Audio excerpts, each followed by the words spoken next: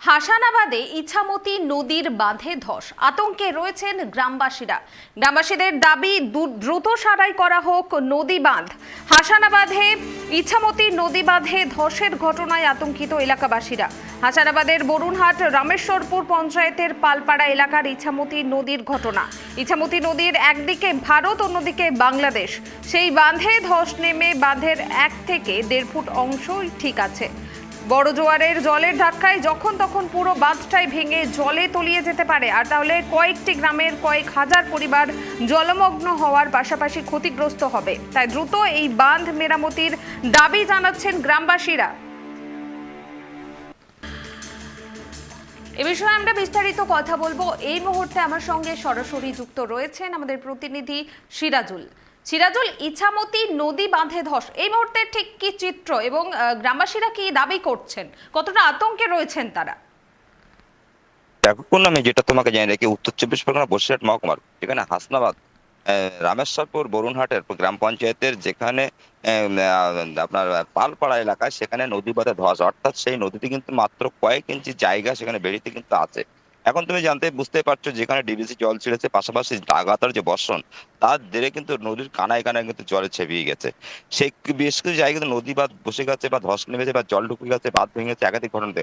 এবারে হাসনাবাদের পালপাড়ার যে স্থানীয় বাসিন্দারা তারা যে অভিযোগ করছেন যে দীর্ঘ প্রতি বছর এই বর্ষার সময় আসলে তাদের নদী বাঁধ ভেঙে যায় এবং বিভিন্ন গ্রাম, অর্থাৎ বেশ কয়েকটা গ্রাম প্লাবিত হয়ে যায় এবং বাচ্চা কাচ্চা নিয়ে তাদেরকে অন্যত্র আশ্রয় নিতে হয়। এবারে কিন্তু সেই ধস কিন্তু দেখা গেছে হাসনাবাদের সেই পালপাড়া এলাকায়। সেখানে কিন্তু ধস নামার কারণ হচ্ছে যে যদি কিনা কোনোভাবে দ্রুত মেরামতের কাজ না করা হয় তাহলে যে কোনো মুহূর্তে এই বাঁধ ভেঙে নদী গ্রাম কিন্তু প্লাবিত হতে পারে। একদিকে যেমন গ্রামবাসীর ক্ষতি হবে, অন্যদিকে কিন্তু যে সমস্ত সাদা মাছের ঘেরি অর্থাৎ মিষ্টি জলের ঘেরি সেগুলো কিন্তু নষ্ট হবে। পাশাপাশি গ্রামের মানুষ কিন্তু অসহায়ের মধ্যে পড়বেন, এমনটাই তার গ্রামে জানাচ্ছেন। তারা কিন্তু আতঙ্কের মধ্যে রয়েছেন, এমনটাই কিন্তু তারা দাবি করছেন। পাশাপাশি দেখো, গ্রামের যে পঞ্চায়েত প্রধান তাকে যখন বললাম তিনি বলছেন, তিনি আশ্বাস দিয়েছেন যত দ্রুত সম্ভব এই নদী বাঁধ মেরামত করা হবে। কারণ দেখো, তিনি যেটা দাবি করছেন যে লাগাতার যে বর্ষা হয়েছিল, বর্ষার সময় কাজ করতে পারেনি। এখন যেহেতু বর্ষা থেমে গেছে, হালকা বৃষ্টি না হলে রৌদ্র বেরিয়েছে, সেই ক্ষেত্রে ইরিগেশন দপ্তরকে তারা জানিয়েছেন ইরিগেশন দপ্তর যত দ্রুত সম্ভব সেই নদী বাঁধ মেরামত করবে, এমনটা দাবি করছেন। দেখো তুমি, আসলে আরো একটা বিষয় জানিয়ে রাখি, নদী থেকে যে সমস্ত খালগুলি বেঁচে যে খালগুলো কোনো সংস্কার হয় না, বসিরহাটের ইছামতি নদী সহ একাধিক নদীতে কিন্তু খাল সংস্কার হয় না, অর্থাৎ খালগুলো কিন্তু মজে গেছে। যে নদী থেকে যে খালের ভিতরে জলগুলো ঢুকবে সেই জায়গাটুকু কিন্তু নদী পায় না, যে নদী তার গতিপথ হারিয়ে ফেলছে দিনের পর দিন।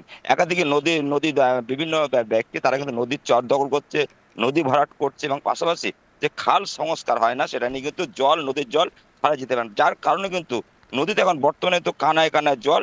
এখন কোটালের সময় যেটা দেখা যাবে সেটা হচ্ছে নদী ছাপিয়ে অনেক জায়গায় জল ঢুকে যাবে, সেই আশঙ্কা করছে কিন্তু এই হাসনাবাদের পালপাড়ার বাসিন্দারা। তারা দাবি করছেন দীর্ঘদিন ধরে এই ঘটনা ঘটে আসছে। আমরা প্রশাসনকে জানাচ্ছি বারবার প্রতি বছর, কিন্তু প্রশাসন গুরুত্বভাবে কোনোভাবে এই বাঁধগুলোকে শক্তপোক্তভাবে মেরামত করছে না। যখনই এই বর্ষার দুর্যোগ আসে তখন কিন্তু কোনো রকমে, অর্থাৎ যে বাঁধটা এখন দেখা যাচ্ছে সেটা কিন্তু ঝরা মাটি দিয়ে মেরামত করা, অর্থাৎ যে কোনো মুহূর্তে ভেসে যেতে পারে জলের স্রোতে। তারা কিন্তু দাবি করছে শক্তপোক্ত বাঁধ হলে তারা কিন্তু নিশ্চিন্তে ঘুমাতে পারবেন এবং তারা কিন্তু শান্তি থাকতে পারবেন, এমনটাই এলাকাবাসী অভিযোগ করছে। পুনামি, ধন্যবাদ সিরাজুল। যে খবরের দিকে আমাদের নজর রয়েছে, হাসানাবাদে ইছামতি নদী বাঁধে ধসের ঘটনায় আতঙ্কিত এলাকাবাসীরা। হাসানাবাদ বরুণহাট রামেশ্বরপুর পঞ্চায়েতের পালপাড়া এলাকার ইছামতি নদীর ঘটনা, এবং বড় জোয়ারের জলের ধাক্কায় যখন তখন পুরো বাঁধটাই ভেঙে জলে তলিয়ে যেতে পারে, এবং এর ফলে কয়েকটি গ্রামের কয়েক হাজার পরিবার জলমগ্ন হওয়ার পাশাপাশি ক্ষতিগ্রস্ত হবে, এমনটাই আশঙ্কা করা হচ্ছে, এবং তার কারণেই দ্রুত এই বাঁধ মেরামতের দাবি জানাচ্ছেন গ্রামবাসীরা।